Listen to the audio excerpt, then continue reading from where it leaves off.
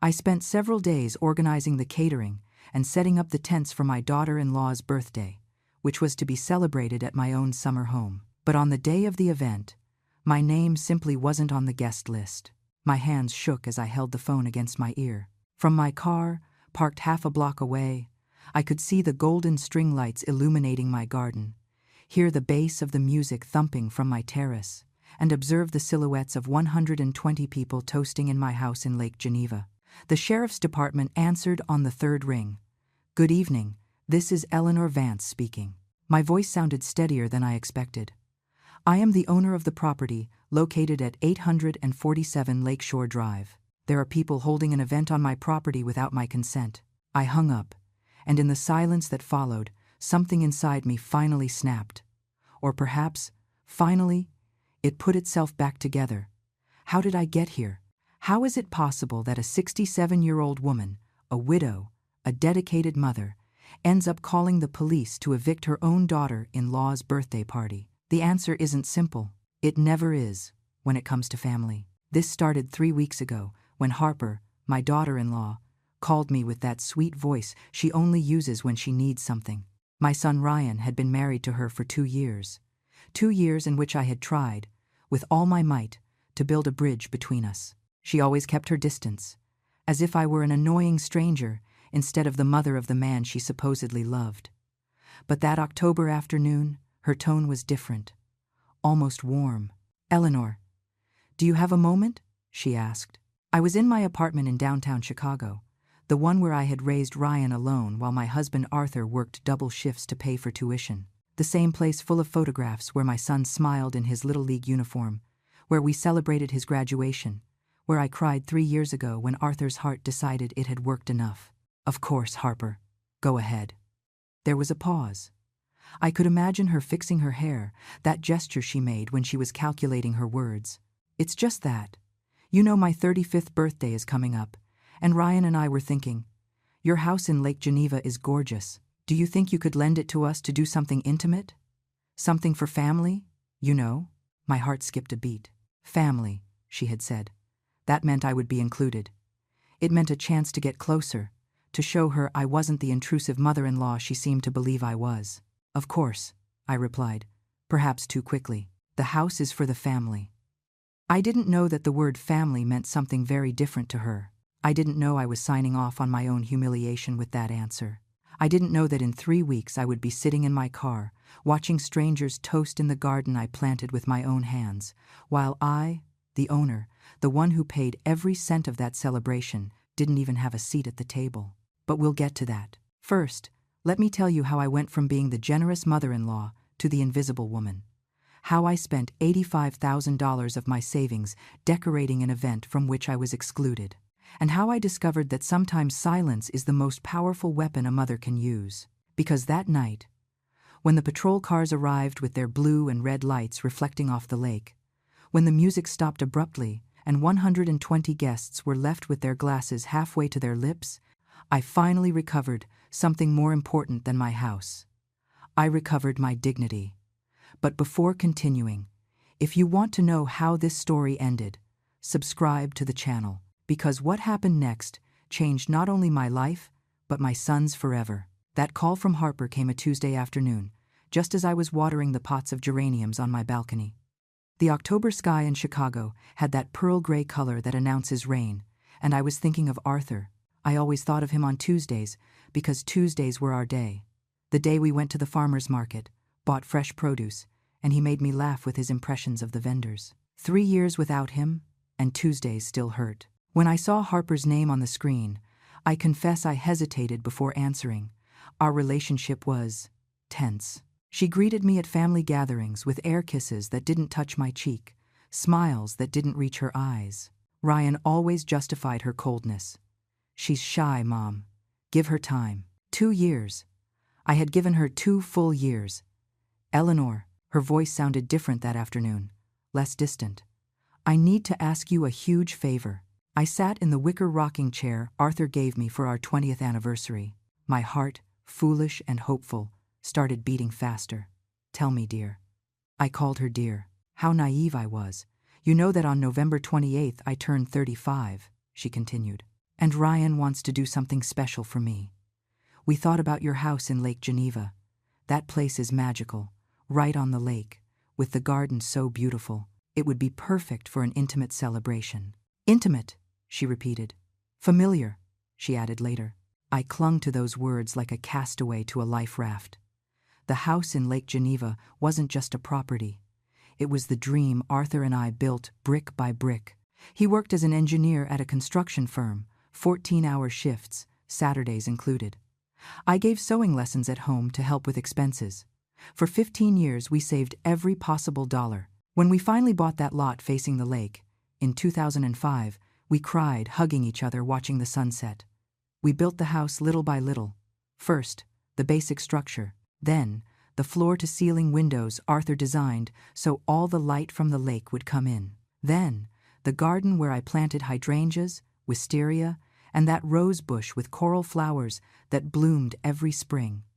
It was worth $2 million now, but for me, it was priceless. Of course, Harper, I replied, feeling that warmth in my chest that hope gives. The house is for the family. How many people are you calculating? Oh, well, something small, Eleanor, intimate. Maybe 20, 30 people, maximum. 30 people. It sounded reasonable, manageable. Perfect. Do you need help with anything? Do you want me to go a few days early to prepare the house?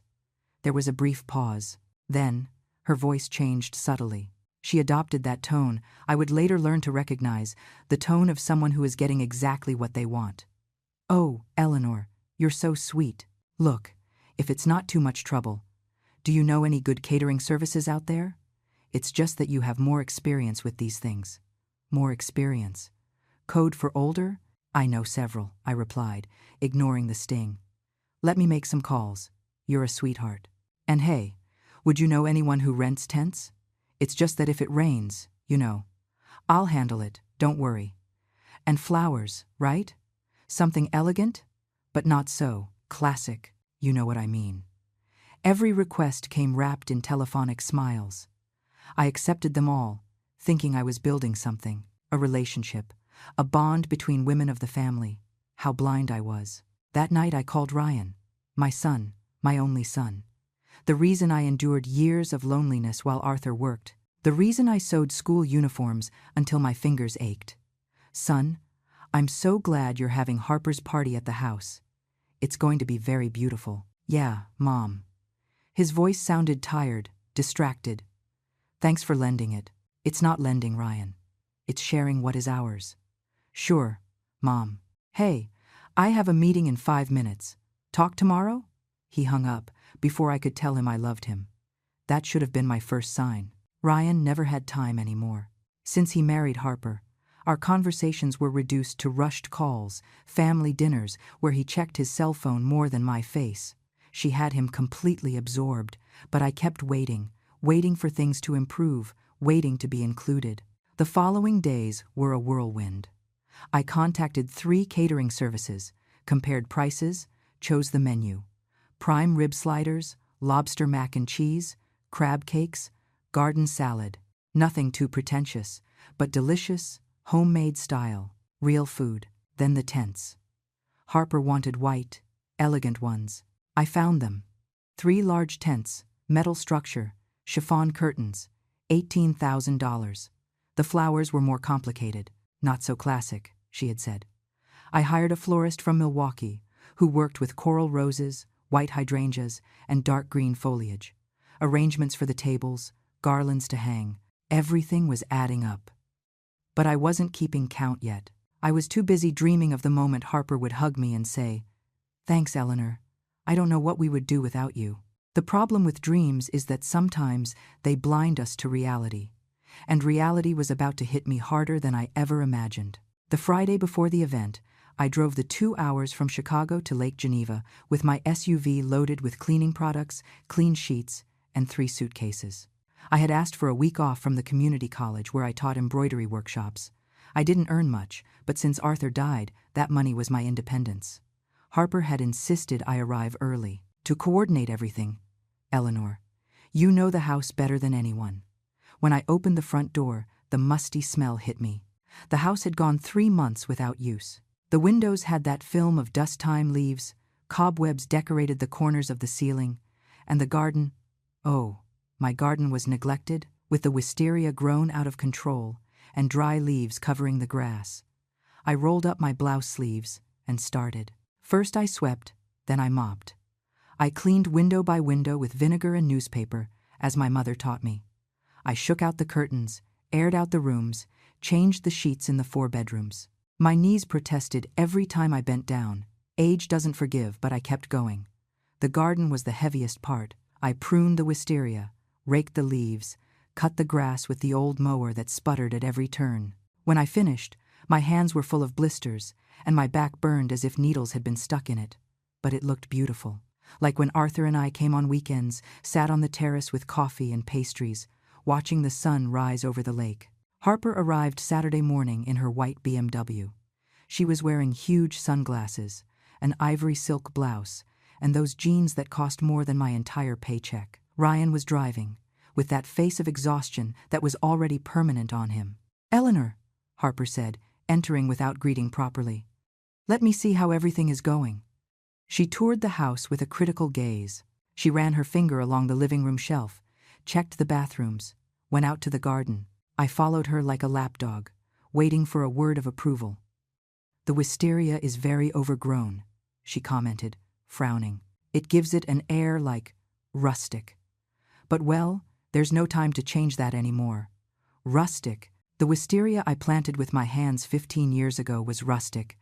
And the house smells a bit old, doesn't it?" she added, wrinkling her nose. "Do you have any air freshener?" Ryan didn't even look at me. He was glued to his phone, writing messages. "I'm going to buy scented candles in town," I replied, swallowing the humiliation. "Perfect. Lavender or vanilla, nothing too strong." During the next 3 days, Harper turned me into her personal assistant. Every morning she arrived with new demands. "Eleanor, can you contact someone to install lights in the trees? I need the garden to look magical at night." I contacted an electrician. He installed hundreds of little white lights in the willows and oaks, $12,000. And the sound system? We need something professional, not just any speaker. I rented full equipment, console, speakers, wireless microphone, $8,000. The tables. Oh, Eleanor, do you think they could have linen tablecloths? Plastic ones look so tacky. I bought 15 white linen tablecloths at a boutique store in downtown Lake Geneva, $6,000. I paid for every expense. Harper never offered $1. She assumed I did it with pleasure, that it was my contribution to my son's happiness. And maybe it was. Or maybe I was a fool trying to buy affection. Tuesday the tent service arrived. 3 elegant white structures rose in my garden with chiffon curtains waving in the lake breeze. It looked like a wedding venue from a magazine. Harper supervised every detail, with her phone held high, taking photos for Instagram. I saw her post one, preparing something magical. No mention that it was my house. No thanks. Wednesday the flowers arrived. Coral roses, white hydrangeas, eucalyptus. The florist was an artist. She created arrangements that looked like pink clouds floating over the tables. Harper inspected them with a critical eye. "They're pretty," she said finally. "Although a bit classic. But well, they're already here. Classic. That word again. Code for old, outdated, from your generation, not mine. I'm glad you like them," I lied, smiling. That night, while preparing dinner in the kitchen, tortilla soup and roast chicken, I heard Harper talking on the phone on the terrace. Her voice drifted through the open window. "No, everything is ready. Yes, the house is divine. Well, it's kind of rustic, but with the decoration, it's disguised." The lady really stepped up, honestly. The lady. That's what she called me when I wasn't present. "Obviously, it didn't cost me anything," she continued, laughing. "It's my mother-in-law's house. She took care of everything. I just supervised." My hand stopped over the onion I was chopping. The knife trembled slightly. "Uh-huh, I know. But well, that's how older ladies are. They like to feel useful, right? Useful, as a tool, as an object." I swallowed the lump in my throat and kept chopping onions, although the tears running down my cheeks weren't just from the stinging. Ryan entered the kitchen at that moment, looking for a glass of water. He saw me crying. "Are you okay, Mom?" "Yes, son. It's the onion." He nodded distractedly. He took the water and left without asking more. He had stopped seeing me a long time ago. His wife had made sure of that. Thursday night, 2 days before the event, Harper gathered everyone in the living room: Ryan, me, and the catering coordinator. She spread a printed list on the coffee table. "Okay, let's review the final details," she said in an executive tone. "Saturday guests arrive at 6 in the evening. Buffet opens at 7, toast at 8, DJ starts at 9. I nodded, memorizing every detail of my own house. "How many confirmed are there?" the coordinator asked. 120 people. I froze. 120? I repeated. "I thought you said 30. Harper looked at me as if I were stupid. "Oh, Eleanor, that was the initial estimate. But you know how these things are." Word spreads, 120 people, in my house, that I cleaned, decorated, prepared. "And is there enough space?" I asked weakly. "With the tents? Yes. Don't worry, as if I were the guest, not the owner." That night I couldn't sleep. I stayed in the hammock in the garden, watching the little lights in the trees, listening to the lake water hit softly against the shore. 120 people I didn't know would come to celebrate in my house. And I still didn't know what role I played in all this. But I was about to find out. And when I did, something inside me would break forever. Friday dawned with fog over the lake. From the window of my bedroom, the smallest one, because the other 3 were reserved for VIP guests. According to Harper, I watched the sun try to pierce that gray curtain. My whole body hurt. 5 days of work without rest were taking their toll. But there was little left. Just one more day, and everything would have been worth it. Or so I believed. I went down to make coffee. The house smelled of the lavender candles I had bought, mixed with the scent of freshly cut grass coming through the windows. Everything was ready. The tents installed, the tables arranged, the flowers in their vases, the sound system tested. Harper came down past 10, in peach-colored satin pajamas, and with her hair tied in a perfect ponytail. Not even just woken up did she look disheveled. I, on the other hand, was wearing the same gray sweatpants from 3 days ago, and a blouse stained with dirt. "Good morning, Eleanor," she said, pouring coffee into the porcelain cup that had been my mother's. "Today the event coordinator is coming for the final review. They'll arrive around 12. "Coordinator?" I asked, surprised. "I didn't know you had hired one." "Oh, yes. It's just that with so many details I need someone professional to supervise the day of the event. Her name is Chloe. She's amazing. She handles events of 500 people. 500 people. As if 120 wasn't enough circus for my house." "Sure," I murmured, feeling a strange emptiness in my stomach. Chloe arrived promptly at noon. She brought a tablet, a folder with documents, and that efficient smile of someone who charges by the hour. She was young, maybe 30 years old, with heels that sank into my grass. "Nice to meet you, ma'am," she greeted me briefly, before turning completely toward Harper. "Okay, Harp, let's review everything." "Harp," she called her Harp. Harper hated nicknames, but with this woman she smiled delighted. I followed them as they toured the garden. Chloe took notes on her tablet, nodded, made suggestions about the flow of guests, the location of the DJ, the buffet timing. "Perfect," she said finally. "Now, let's confirm the final guest list. Did you bring the updated spreadsheet?" "Here it is." Harper handed her phone. Chloe started reading names aloud while Harper confirmed. I was watering the geranium pots near them, half listening. Names I didn't know: Andrea, Sebastian, the Millers, the Clarks, Paulina and her husband, the photographer Daniel. "And direct family?" Chloe asked. "My mom and dad, obviously. My 2 sisters with their husbands. My cousin Renata, from Ryan's side. Well, him and that's it." My hand stopped over the watering can. "Just him?" Chloe asked, looking up. "Yes. Ryan doesn't have much family.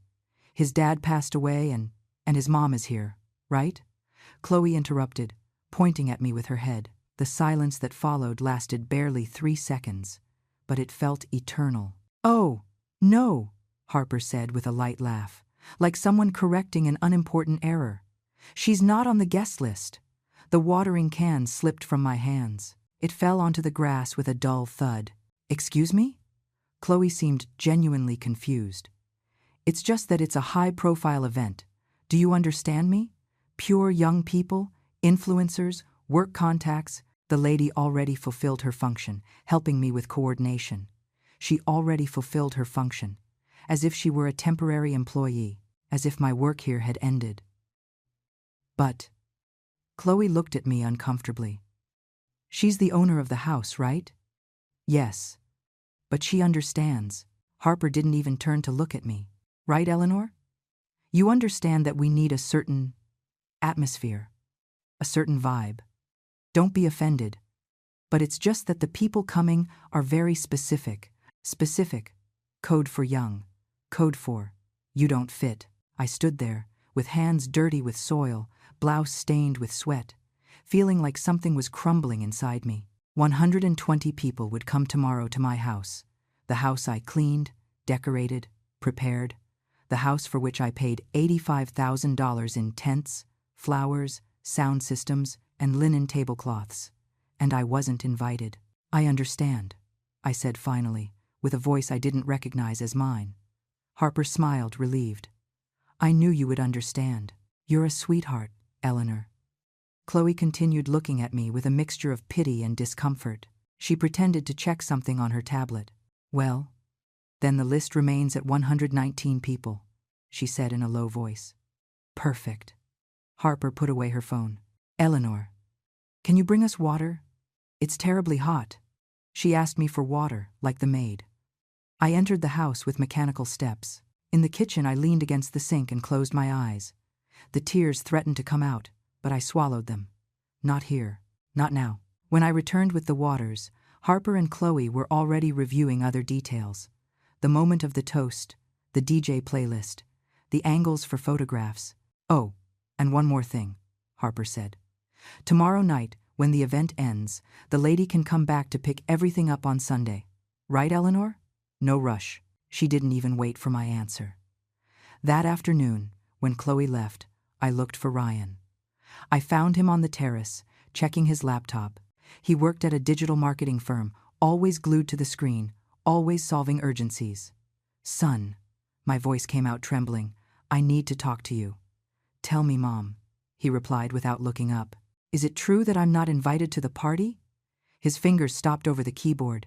Finally, he looked at me. Mom, he sighed, closing the laptop. It's complicated. Complicated? Ryan, it is my house. I know. But, Harper, she has a specific vision for her birthday. She wants something sophisticated with her people. It's not personal. It's not personal, I repeated, feeling the rage starting to replace the pain. I spent $85,000 on this event. I worked like a donkey all week. And it's not personal? Mom, please. He rubbed his temples. Don't make a scene. Understand. She wants only the closest ones. The closest ones. My son just told me I wasn't one of the closest ones. He looked at me with those eyes that used to see me as his hero, as the woman who took care of him when he had chickenpox at 6, who taught him to ride a bike, who sold my grandmother's jewelry to pay for his college. Now he looked at me like a nuisance. Exactly as she ordered him, I whispered. What? Nothing. Nothing, son. I turned around before he saw the tears. That night, lying in my small bedroom, I heard Harper and Ryan laughing on the terrace. They toasted with wine, celebrating in anticipation. I took my phone. My fingers trembled as I searched in the contacts. I didn't call anyone yet, but I found a number I had saved years ago when I processed the paperwork for the house. Lake Geneva Sheriff's Department. I saved it on speed dial, and something inside me, something that had remained asleep for 67 years, woke up. Not with a scream, with a cold and determined whisper. Tomorrow, I thought. Tomorrow we'll see who fulfilled their function. I woke up at 5 in the morning on Saturday, not because the alarm rang, but because my body could no longer pretend to sleep. I had spent the night tossing in bed, with my stomach churning and a constant buzzing in my ears.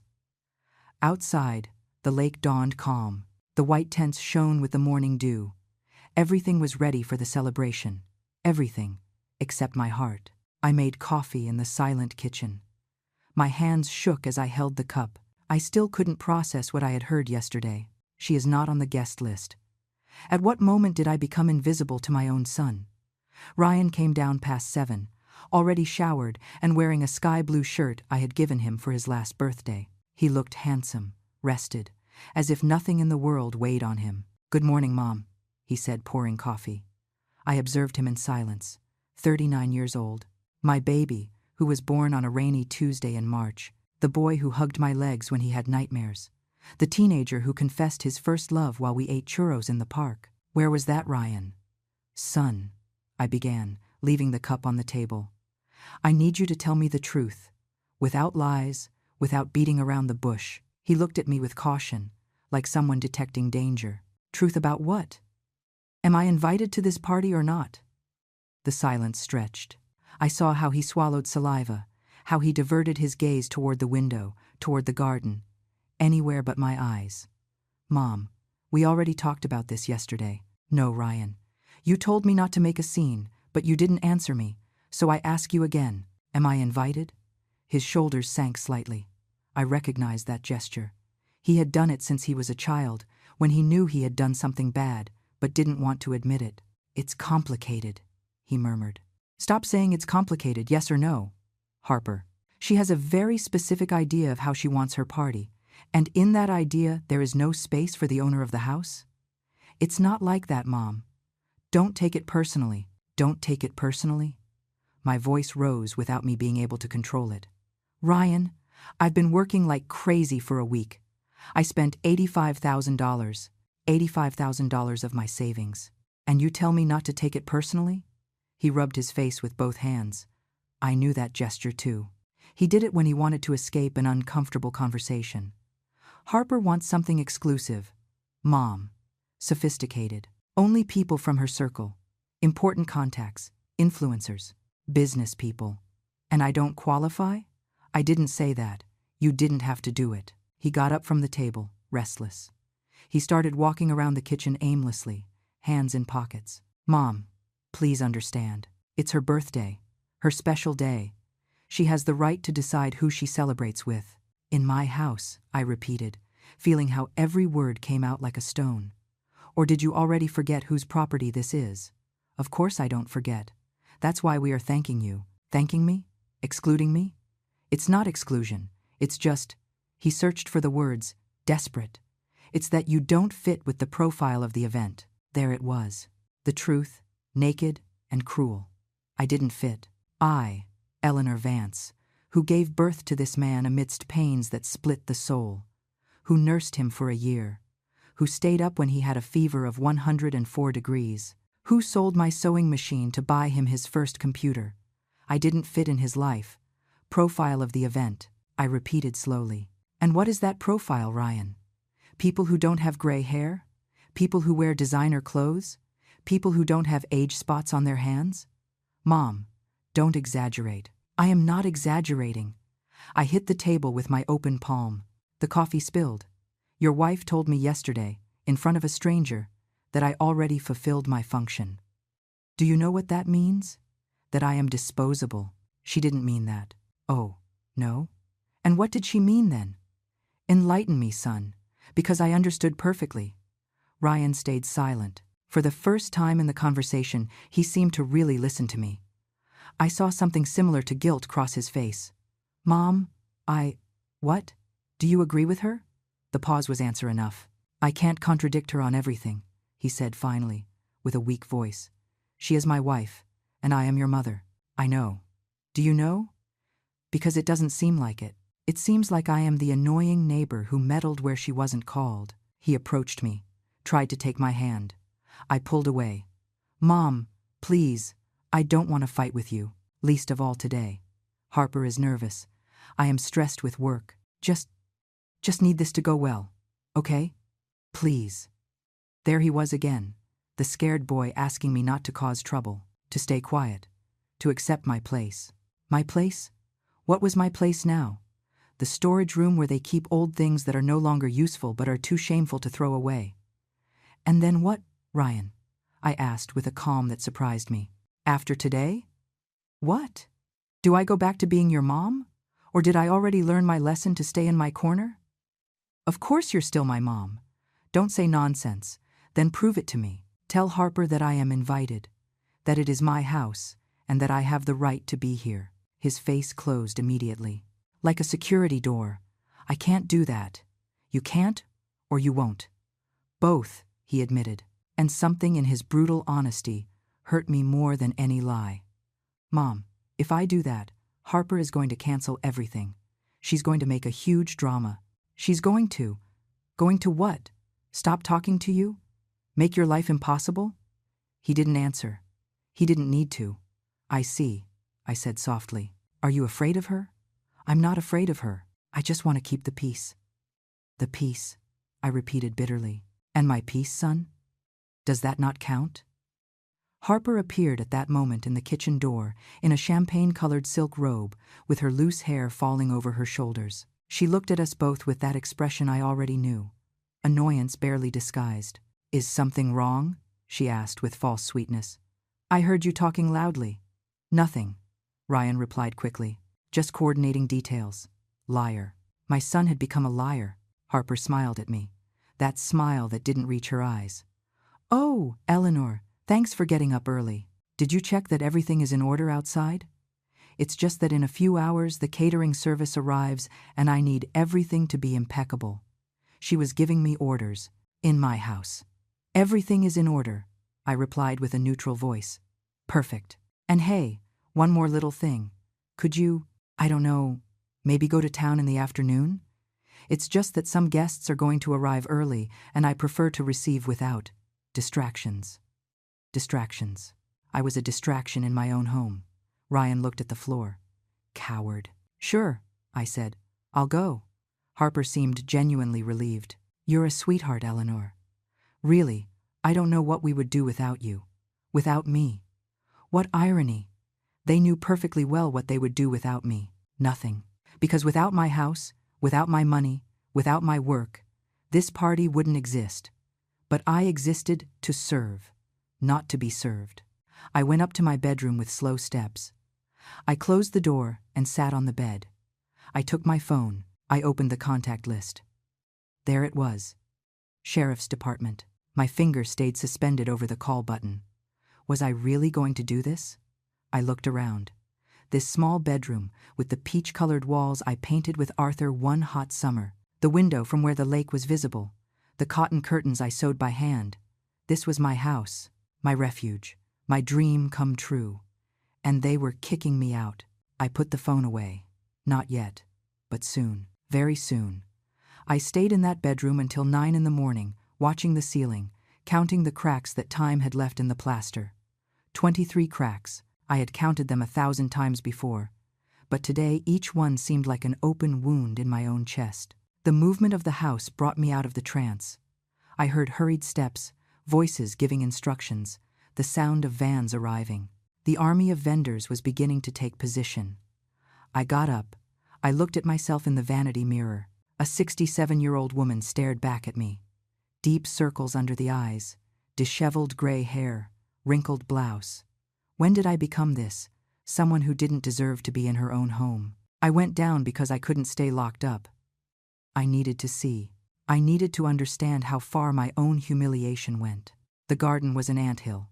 The catering team, 8 people uniformed in black, was unloading trays, silverware, glassware. The DJ was installing his equipment under the main tent. 2 girls were arranging chairs with white covers around the tables. And there, in the middle of everything, was Harper. But not the Harper in pajamas I saw in the mornings. This was another version. Fitted white dress, hair styled in perfect waves, impeccable makeup. She held an iPad and directed everyone like a general on a battlefield. No, the tables go further apart. I need space for people to circulate, she ordered. And the candles? Where are the candles? I said gold votives, not silver. No one saw me arrive. I was like a ghost in my own house. I approached the tents. The flower arrangements that had arrived yesterday were now distributed on every table. Coral roses, white hydrangeas, green foliage. They looked beautiful under the morning light. I touched a rose gently. "Careful, ma'am," one of the catering girls told me. The bride asked that no one touch the flowers. The bride? That's what they called Harper. "I am the owner of the house," I replied quietly. The girl blinked, confused. "Oh, sorry, it's just that I thought." "Well, Mrs. Harper said she organized everything. Of course she said it." I walked toward the kitchen. I needed water. I needed air. I needed my chest to stop tightening like this. Ryan was there, talking on the phone with someone from work. Seeing me, he cut the call. "Mom, did you have breakfast?" As if nothing had happened, as if this morning hadn't shattered my heart. "I'm not hungry. You should eat something." "Ryan, are we really going to pretend everything is fine?" He sighed. That tired sigh I couldn't stand anymore. "Mom, don't start again, please." "I am not starting anything. I am just existing." "Sorry if that bothers you." "It doesn't bother me that you exist," he said, lowering his voice. "It bothers me that you make this so difficult." "I make it difficult? Me, who cleaned this house until my hands were raw? Me, who spent my savings? Me who—" "I know, Mom. I know everything you did, and I thank you. What else do you want me to say?" I wanted him to say, "It is unfair, and I am going to fix it." I wanted him to say, "You are my mother, and you are going to be at this party because you deserve it." I wanted him to say, "Forgive me." But he said none of that. "Nothing," I replied. "I don't want you to say anything." I left the kitchen before he saw the tears. The following hours were torture. I moved through the house like a shadow, watching how my space transformed into someone else's dream scenario. At 2 p.m, the photographer arrived, a young guy with a trimmed beard and professional camera hanging from his neck. I saw him taking photos of every corner. The tents, the tables, the lake in the background, the little lights in the trees. "Incredible location," he commented to Harper. "Is it your family's?" "My mother-in-law's," she replied with a casual tone. "But basically it's like our weekend house. Basically." As if the papers weren't in my name. As if Arthur and I hadn't paid every cent of this property. The photographer took some papers out of his backpack. "I need you to sign the contract. It's $35,000 for the full package. 6-hour coverage, 300 edited photos, and a summary video. $35,000. More expenses I didn't know about." Harper signed with ease. Then she put the contract in a folder she had on the dining table. When she went out to the garden, something compelled me to approach that folder. I don't know if it was curiosity, intuition, or simple need to confirm my worst suspicions. I opened it. Inside were several documents. Quotes from the DJ, $20,000. From the catering service, $72,000. From the premium bar, $48,000. They added up to obscene amounts, but what froze me was another paper. A permit application for a private home event that Harper had filled out for the county. In the property address space was the correct address, 847 Lakeshore Drive. But in the event responsible owner space, it didn't say my name. It said Harper Wilson Vance, personal residence. Personal residence. My house was her personal residence. My hands shook, holding that paper. I reread it 3 times, thinking I had misunderstood. But no, there it was, in black ink. She had presented herself to the authorities as the owner of this property. "What are you doing?" Harper's voice startled me. She was in the dining room door, arms crossed and an expression of annoyance. I had no excuse. I saw the open folder. "Those are private documents." "Of my house," I replied, showing her the paper. "Why do you list yourself as the owner?" Harper rolled her eyes, literally rolled her eyes, like a contrarian teenager. "Oh, Eleanor, it's just a technicality. For the event permit they needed a responsible party, and well, Ryan told me to put my info. But it's not your house." "I know it's not my house," she said with an impatient tone. "But it was easier that way. Less paperwork, less paperwork." She was erasing my existence from my property for less paperwork. "Harper, this isn't right." "Do you know what isn't right, Eleanor?" She took a step toward me, and her voice changed. It became cold. "That you are snooping in my things. That you are here all day, watching, judging. You already did your part. Why don't you relax and let me enjoy my day? Her day. In my house. With my money. With my effort. Because this is my house, I said with a trembling voice. And I have the right to be here. No one says you don't have the right, she replied, softening the tone but without warmth. I'm just saying that maybe it would be more comfortable for everyone, and I don't know. You take a turn around town. Go to the market. Buy yourself something nice. Come back tomorrow when this is over. She was kicking me out. Without saying it explicitly, she was kicking me out of my own house. I need to talk to Ryan. Ryan agrees with me, she said quickly. In fact, it was his idea. Lie. It had to be a lie. But when I looked for my son, I found him in the garden supervising the installation of the bar, and I asked him. His silence confirmed it. Mom, it would be easier. I didn't let him finish. I turned around and went up to my bedroom. There, sitting on the edge of the bed, with the photographer's contract still in my hands, something broke, definitely. It wasn't a dramatic break. It was silent, like when a dry branch finally gives way after supporting too much weight.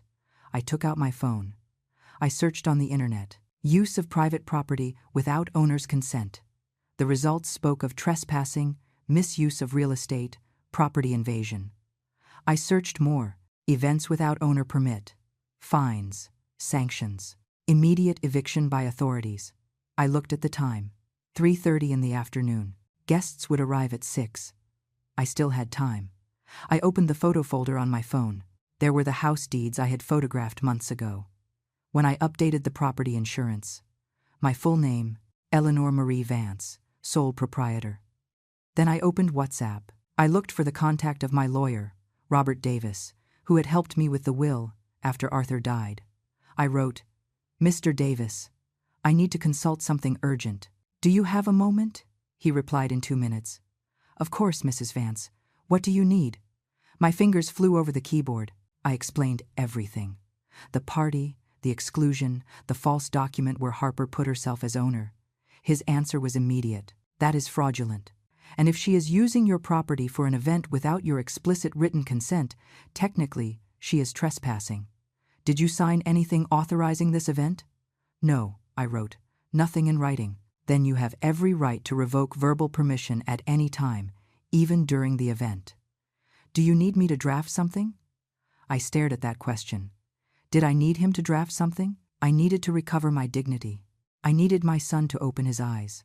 I needed Harper to understand that she couldn't erase me from my own life. Not for now, I replied. Thanks, Robert. I put the phone away. 5:15. In 45 minutes, guests would start arriving. I changed clothes. I put on a simple burgundy cotton dress. I tied up my hair. I put on the pearl earrings Arthur gave me for our 20th anniversary. I looked at myself in the mirror. You have 2 options, I told myself. Do you leave with your tail between your legs, or do you stay and fight? Arthur always said I was stronger than I believed, that I had steel metal under that appearance of a quiet lady. It was time to prove it. I went down with my purse in hand. Harper saw me from the terrace and smiled, relieved to see me ready to leave. I didn't return the smile.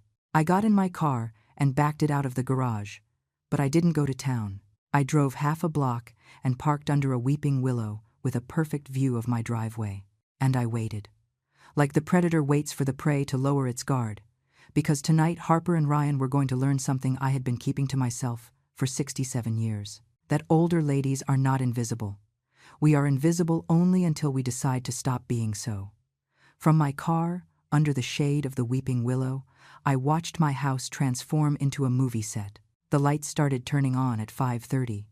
First the ones in the trees, then the ones bordering the stone path. Finally, the strategically placed spotlights that made the white tents glow like illuminated clouds. It was beautiful. Painfully beautiful. I took out my phone and dialed Robert Davis again. I needed to be sure. Completely sure. Tell me, Mrs. Vance, he answered on the second ring. Robert, sorry to bother again, but I need you to confirm something. If I withdraw permission to use my house during an event, what would happen exactly? I heard papers moving on the other side. Legally, you are well within your rights. It is your property. If there is no signed lease agreement, nor written authorization. Any person inside the property is there under your verbal tolerance. If you withdraw that tolerance, they become trespassers. Even if they are family? Even if they are family. The law doesn't distinguish. Private property is private property. I closed my eyes. My heart beat so hard I felt the pulse in my temples. And if I call the police, they would have to attend. You would present identification, show the deeds, and they would have to evict the event. Besides, he paused, if there is an event with more than 50 people and they don't have the corresponding permits from the fire marshal, that is another infraction. Fire marshal permits? Of course, for mass events it is required that the fire marshal reviews the facilities, that there are sufficient fire extinguishers, marked emergency exits, first aid kit. Do they have that? I thought about the tents, the 120 people coming, the improvised electrical system for the lights and the DJ. I don't know, I admitted. If they don't have them, the fine can be considerable, between $30,000 and $50,000, depending on the county. $50,000, added to the $85,000 I had spent, plus the $35,000 for the photographer, plus whatever Harper had paid the DJ and the premium bar. This party was going to cost more than $200,000, and she had listed my house as her personal residence on the county document. Robert, one last question. If someone presents themselves to the county as the owner of a house that isn't theirs, is that illegal? It is false declaration. Depending on the use given, it can be considered fraud. Why do you ask? I told him about the document I found. I heard his low whistle on the other side of the line. Mrs. Vance, that is serious. Very serious. If she is using your property, presenting herself as the owner, it could even affect your taxes, your insurance, even the deed if at some point she tried. Tried what? Claim possession rights. It is unlikely. But I have seen cases where someone lives long enough in another's property and then claims rights. With false documents in the middle, everything gets complicated. My blood ran cold. Are you telling me I could lose my house? Not if you act now. That is why it is important that it be clear, with witnesses and authorities, that you are the sole owner and that they are there without your formal consent. Witnesses, authorities. 120 witnesses would arrive in less than 30 minutes. Thanks, Robert. You helped me a lot. Are you going to do something, Mrs. Vance? I don't know yet, but if I do, it will be legal. Completely legal. That's my client, he said with an approving tone. Anything, call me. I will be available all night. I hung up. I opened the browser on my phone and searched for information on my own house. I wanted to know exactly what I had, what it was worth, what documents existed. I found the most recent appraisal, $2 million. The land alone was worth $1.5 million for being lakefront. The construction, $500,000. I also searched the property tax payment history. Everything in my name, everything paid punctually for 20 years. Then, because I needed to know what I was dealing with, I searched Harper's Instagram profile. What I saw left me breathless. Her last post, from barely 2 hours ago, was a photo of the tents mounted in the garden. The caption said, "Preparing my dream house to celebrate life. Birthday weekend, lake house, blessed. My house." The comments were hundreds. "What a beautiful house you have, friend. Living by the lake is the dream. Invite me for a weekend." And Harper responded to each one as if it were true, as if this house were hers. I reviewed her previous posts. I found more photos of Lake Geneva, taken the weekends she and Ryan came. One from the terrace with the lake in the background. My happy place. Another in the garden. Home sweet home. Another one with a glass of wine. Weekend at the lake. In none did she mention me. In none did she thank me for lending them the house. For her 32,000 followers, this property was hers. And then I saw something else. A public conversation in the comments of a photo from a month ago. A certain Chloe, the same event coordinator, had commented, "Beautiful your weekend house, Harp. If you ever want to rent it for events, let me know. It would be the perfect venue for weddings." And Harper had replied, "Ha ha ha, I'll think about it. For now only I use it. Use it. My house." I thought of Arthur, how he worked until literally dying so we could have this place. In the nights he came home with hands destroyed from carrying materials, but smiling because we were one day closer to the dream. "This is for us, Eleanor," he said, "so that when we are old we have a place to rest, where to watch our grandkids play." Grandkids that didn't exist yet because Harper wasn't ready to be a mother, but was ready to appropriate my husband's legacy. I looked at the time. 10 to 6. The first cars started arriving. A gray BMW, a black Audi, a white Mercedes.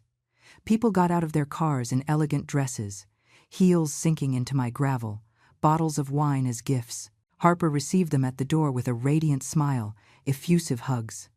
Ryan was by her side, in a white shirt and dress pants. He looked handsome. He looked happy. He looked like someone else's son. I took out my phone. I opened the Notes app and started writing down everything I had spent. Tents, $18,000. Flowers, $23,000. Sound system, $8,000. Electrician for lights, $12,000. Linen tablecloths, $6,000. Scented candles and decoration, $4,000. Cleaning and maintenance products, $3,000. Extra gardening service, $5,000. Gas and tolls, 4 trips, $6,000. Total, $85,000.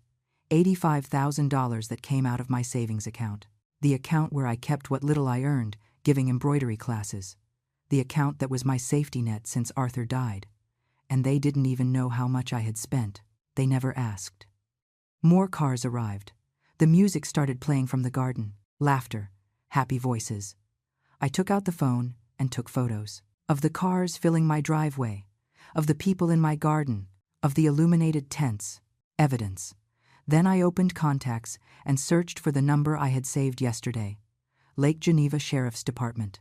My finger stayed suspended over the call button. Was I really going to do this? I closed my eyes and saw Arthur's face. I saw him smiling the day we signed the deeds to this house. I saw him painting the walls in stained overalls. I saw him planting the first rose bush in the garden. "It's our house, Eleanor." His voice sounded clear in my memory. "No one is going to take it from us." I opened my eyes. "No one is going to take it from us," I repeated aloud. I saved the number without dialing. Not yet. I waited. Because sometimes justice isn't just a matter of laws. It is a matter of timing. At 7 in the evening, my house was a magazine postcard. From my car, I could see everything with painful clarity. The tents glowing like beacons in the dark, the silhouettes of people moving between the tables, the reflection of the lights dancing on the lake water. 120 people, maybe more. They kept coming, an improvised valet parking. 2 boys in black vests. Directing the cars toward the parking lot Arthur had paved with his own hands. I remembered that summer of 2008, when he spent 3 weeks under the scorching sun mixing cement, leveling the ground, placing every paver. "So you have somewhere to park your little car, my queen," he had told me, kissing my sweaty forehead. Now, strangers parked their BMWs and Audis in that space. The music turned up in volume. I recognized the song. Something electronic, modern, nothing I knew. The type of music Harper listened to. The type of music that declared, "This isn't for your generation." I lowered the car window. The air smelled of wisteria mixed with expensive perfumes of the guests. I heard fragments of conversations when someone passed close. "Incredible house. Did you see the lake? Harper has exquisite taste. Man, I'm dying to have my birthday like this." Harper has. Harper is. Harper did. No one mentioned that the owner of that incredible house was sitting in her car down the street, watching like an intruder on her own property. At 7:30, the catering service started circulating with trays. I saw canapes pass, skewers, glasses of champagne. The menu I had chosen, sliders, brisket, mac and cheese, was conspicuous by its absence. Harper had changed it without telling me. Of course. I took my phone and started recording short videos. The entrance full of autos, the illuminated tents, people toasting. I needed evidence of all this, of the size of the event, of the quantity of people. A group of women went out to the terrace with glasses in hand. One of them, blonde, tight gold dress, screamed toward the lake. "This is living!" The others laughed and toasted. Their laughter cut through the night like knives. "Yes," I thought. This is living. Living in what others built, celebrating without thanking, existing without consequences. At 7:45, I saw Ryan go out to the terrace with a wireless microphone. The music lowered. People started forming a semicircle. I turned up the volume on the phone a bit and opened the camera to record. I needed to hear this. Good evening, everyone. My son's voice sounded happy, relaxed. Thanks for coming to celebrate the most important woman in my life. Every word was a stab. Harper, my love. She appeared by his side, radiant in a champagne-colored dress that must have cost a fortune. 3 years ago, the day I met you, my life changed completely. You taught me to live differently, to dream bigger, not to settle for the ordinary. Like his mother, like his roots, like everything I represented. And today, in this very special place, he extended his arm, pointing to the house. My house. I want you to know that everything I have is yours. My heart, my life, my future, everything. Everything except his spine, I thought bitterly. He lost that a while ago. People applauded. Harper covered her face with her hands in a gesture of false surprise. They kissed under the spotlights while guests took out their cell phones to photograph the moment. The toast continued. More pretty words. More promises. More lies wrapped in velvet. No one mentioned who paid for the tents they were under. No one thanked the effort of the woman who left her hands destroyed cleaning so they could celebrate. No one remembered there was an owner. I was a ghost. Worse than that. I was an uncomfortable memory they preferred to forget. At 8:30, the DJ put on louder music. People started dancing. I saw Harper in the center, surrounded by friends dancing and shouting. Cell phone flashes capturing every moment for Instagram. Ryan danced by her side with that smile I hadn't seen on him in years. My son was happy. Without me. That was what hurt the most. Not Harper's betrayal. That was expected. But discovering that Ryan could be completely happy with my absence. That maybe he was even happier without me there, ruining the atmosphere with my old age, with my memories, with my mere existence. I looked at the time. 8:45. I took out the phone and opened my contacts. I looked for another number. One I had also saved days ago. Lake Geneva Fire Department. NE. Non-emergency. Fire Marshal. I dialed. A male voice answered. Professional. Fire Department. Good evening. Good evening. My voice sounded surprisingly firm. I want to report a mass event without the corresponding permits. Can you give me the address? 847 Lakeshore Drive. There are more than 100 people. Tents installed with improvised electrical connections. They have no visible fire extinguishers nor emergency signage. Are you the property owner? Yes. And you didn't authorize the event? Pause. This was the decisive moment, not in writing. And I want to revoke any verbal permission I have given. Understood. We will send a unit to verify. Can you be present to identify yourself as the owner? I will be there in 10 minutes. I hung up. Then I dialed the sheriff's department. Sheriff's office. At your service. Good evening. This is Eleanor Vance speaking. I am the owner of the house located at 847 Lakeshore Drive. I breathed deep. There are people holding an event on my property without my consent. I need you to send a patrol car. Are the people at the location right now? Yes. Approximately 120. And you are the legal owner? I have the deeds with me. Perfect. Sending a unit.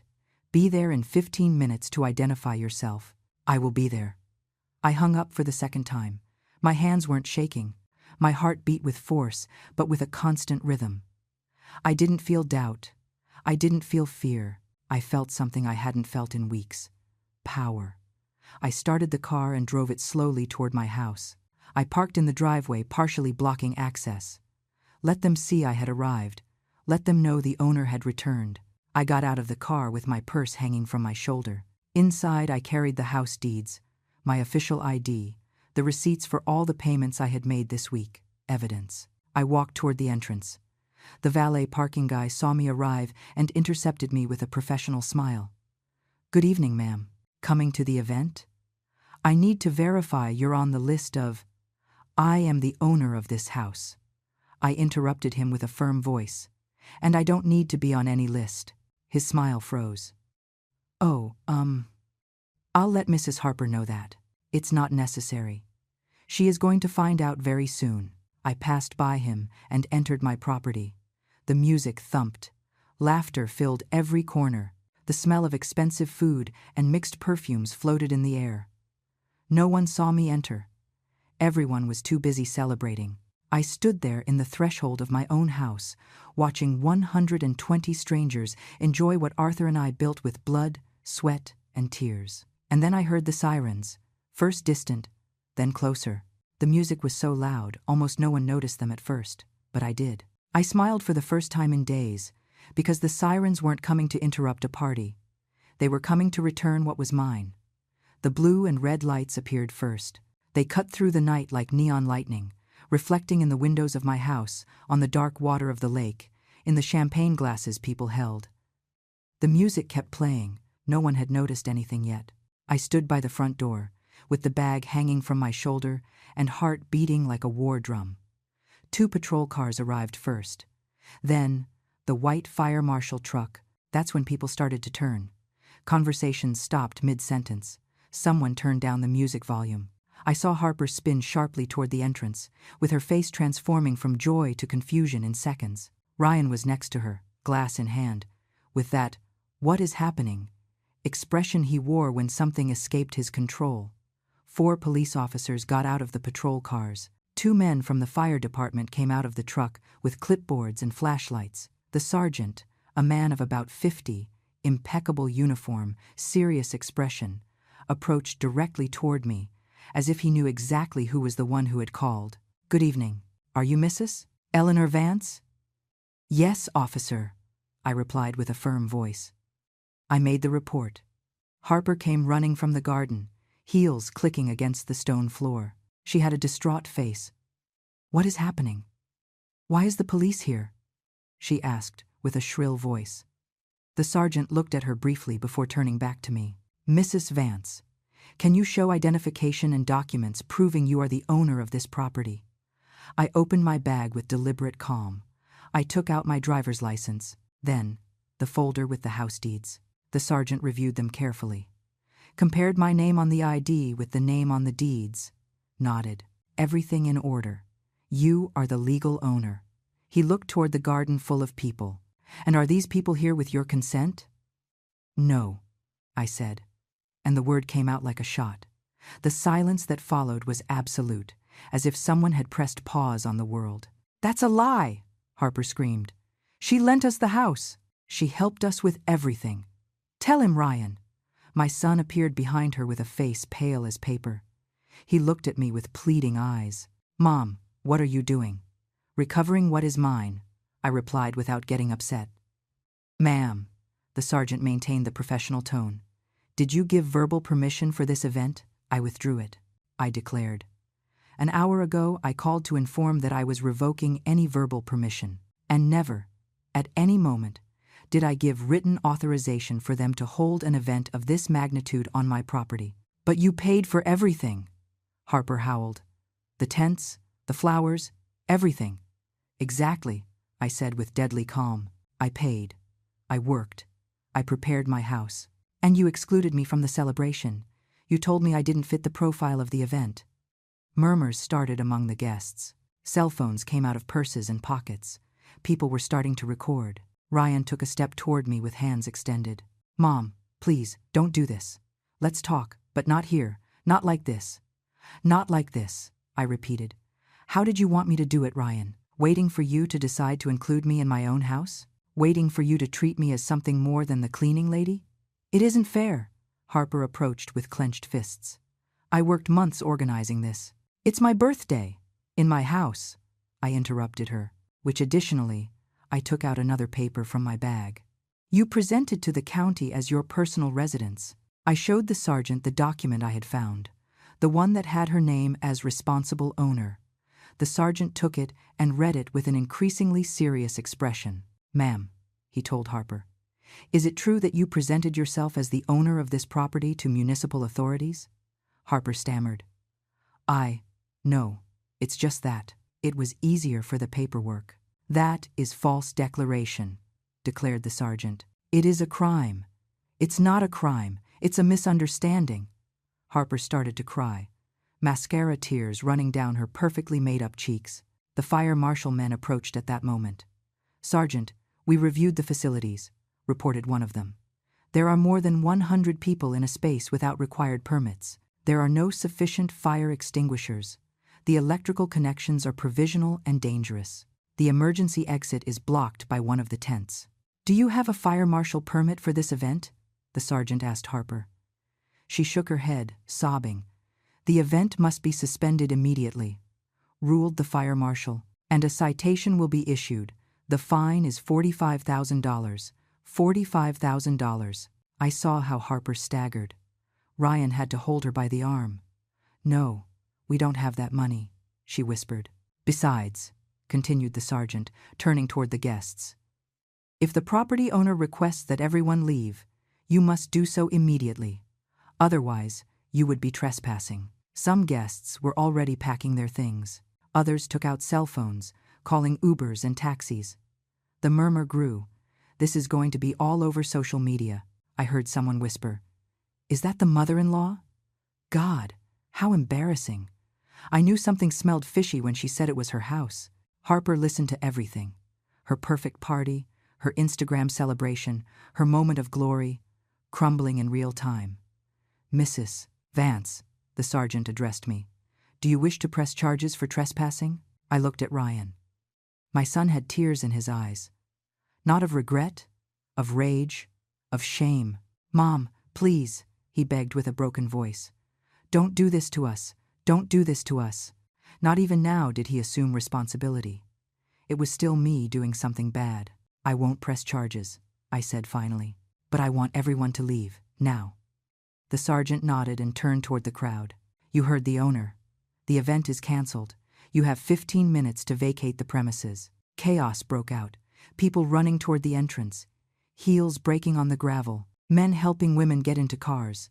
The DJ disconnecting his equipment hurriedly. Cell phone flashes everywhere. This was going to be on TikTok before midnight. Harper collapsed in one of the chairs, sobbing uncontrollably. Her friends approached to console her, throwing me looks of pure hate. Ryan stood in the middle of the garden, watching it all crumble. And I stood by the door of my house, watching 120 strangers leave my property. An officer approached Harper. "Ma'am, I need you to accompany me to the station. We have to file a report for the falsehood in the municipal document." "No, please." Harper clung to Ryan's arm. "It was a mistake, a misunderstanding." "That will be determined by the district attorney," replied the officer with a neutral tone. Ryan finally reacted. He turned toward me with an expression of fury I had never seen on him. "Are you happy?" he shouted. "Is this what you wanted? Destroy my wife's life? Humiliate us in front of everyone?" His voice cut through the garden. Those who hadn't left yet stopped to look. I walked toward him, slowly, with every step feeling the weight of 67 years of being a mother. I stopped inches from his face. "No, Ryan," I said with a low but firm voice. "I didn't destroy anything. You did it all by yourselves when you decided that I wasn't worth even a place at the table in my own house. It was her birthday, her special day. And what am I? A stranger? An employee you hire when you need something? You are my mother. You are supposed to support me." "Support you? Yes. Let myself be trampled? No." The tears finally left my eyes, but not of pain, of liberation. "Your father worked until he died so we could have this house, and I cared for it like gold for 3 years. And what did you do? Use it as an Instagram stage, present it as yours. Erase me from my own life. Mom? No." I raised my hand. "I don't want to hear you anymore. Go. Take your wife, and when you are ready to speak like adults, like people who respect each other, you look for me. Are you kicking me out? I am exercising my right as owner to decide who is in my house. The last blow. The definitive one." Ryan looked at me with a mixture of pain, rage, and something else. Something that seemed dangerously close to hate. He took Harper by the arm and lifted her from the chair. "Let's go," he told her. As they walked away toward their car, Harper turned to throw me a last look full of poison. "This isn't going to stay like this," she hissed. "You are going to pay for this." I smiled. For the first time all night, I smiled for real. "I already paid," Honey. $85,000. Now it's your turn. 10 minutes later, the last car disappeared down the gravel road. The sound of engines faded until only the silence of the lake remained, interrupted occasionally by the singing of crickets. My house was mine again. The police finished taking statements. The sergeant handed me a copy of the report. "Mrs. Vance, you did the right thing," he told me with respect. "Many people let family abuse them for fear of being alone, but you defended yours with dignity." Dignity, that word resonated in my chest like a bell. "Thanks, Sergeant. If the lady who signed the false document doesn't present herself voluntarily at the station tomorrow, we will have to go look for her. It is a serious matter." I nodded. Part of me felt a pang of guilt, but I crushed it quickly. Harper had chosen this path when she decided to falsify documents. The officers left. The fire marshal guys too, after taking photographs of the irregular facilities and promising me they would send the fine by certified mail. $45,000, addressed to Harper Wilson Vance, event organizer. I was left alone in the garden. The white tents were still there, ghostly under the moonlight. The tables with their linen tablecloths, the centerpieces with coral roses already starting to wilt, the little lights in the trees still on. All that effort, all that money, all that work. For nothing, or maybe for everything. I walked among the empty tables, champagne glasses half finished, plates with abandoned food, crumpled napkins. The remains of a celebration that died before being born. I sat in one of the chairs and looked toward the lake. The water reflected the moon like a silver mirror. This was the place where Arthur and I came to dream, where we planned a future he didn't get to live. I took out my phone. I had 17 missed calls from Ryan, 12 WhatsApp messages. I opened them with trembling hands. "Mom, please answer. We need to talk. I can't believe what you did. Harper is devastated.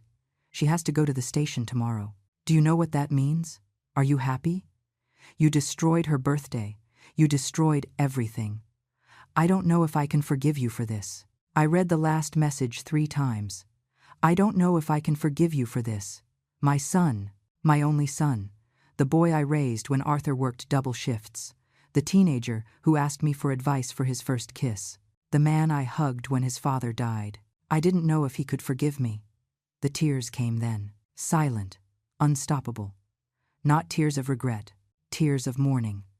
For the relationship I had just fractured. For the son I had perhaps lost. For the innocence of believing that family love was unconditional. I stayed there, sitting until past midnight, crying among the empty tents. At 2 a.m, my phone rang. An unknown number. I hesitated before answering. "Hello, Mrs. Vance?" It was a female voice, young, hesitant. "I'm Chloe, the event coordinator, the one who had been there when Harper excluded me from the list. Tell me. I just wanted to tell you that what you did today was brave." She paused. I knew something was wrong. When Harper told me you weren't invited, I felt it was unfair, but I didn't say anything because, well, it wasn't my place. "Why are you calling me now?" "Because I've been organizing events for 2 years and I've seen many things, but I had never seen someone erase a family member like that. And I wanted you to know that. That not all of us think you did something bad." I closed my eyes. A stranger was giving me the comfort my own family couldn't give me. "Thanks, Chloe. And another thing." Her voice became more serious. "Harper owes me $15,000 for my work today, and I don't think she's going to pay me. So, if you need a witness for anything legal, you can count on me. $15,000 more." Harper had left debts everywhere. "I'll keep it in mind. Thanks for calling." We hung up. I stared at the phone. Then I opened the calculator and started adding. What I spent? $85,000. Photographer? $35,000. DJ? $20,000. Premium bar? $48,000. Catering service? $72,000. Coordinator? $15,000. Fire marshal fine? $45,000. Total? $320,000. $320,000 on a party that lasted less than 2 hours, and Harper had no way to pay any of that. I knew it with certainty because I remembered what I had discovered days ago. Her credit card debts. her Instagram lifestyle financed with air.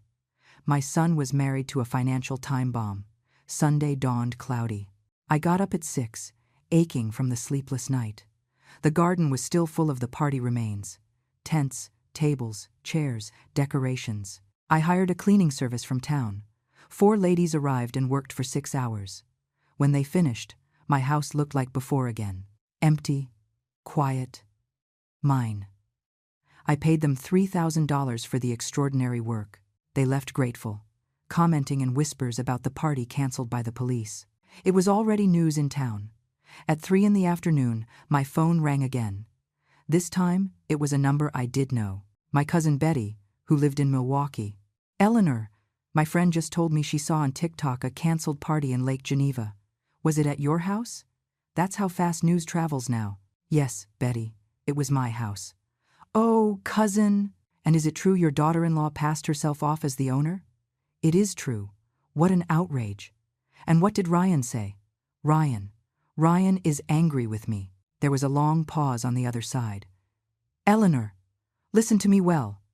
Betty's voice became serious. You did the right thing. I know it hurts. I know he's your son. But if you don't set boundaries now, that girl is going to take even the air you breathe. I know, cousin. Do you need anything? Want me to go? No, I need to be alone for a while. Okay, but call me if you need me, okay? Even if it's to cry. That's what family is for. Family. What a complicated word. Monday morning I received a call from Attorney Davis. Mrs. Vance, I heard what happened. Are you okay? Surviving, Robert? I want to inform you of something important. I was contacted by Mrs. Harper Wilson Vance. My heart skipped a beat. For what? To ask me if she could sue you for moral damages and financial losses. The blood drained to my feet. And what did you tell her?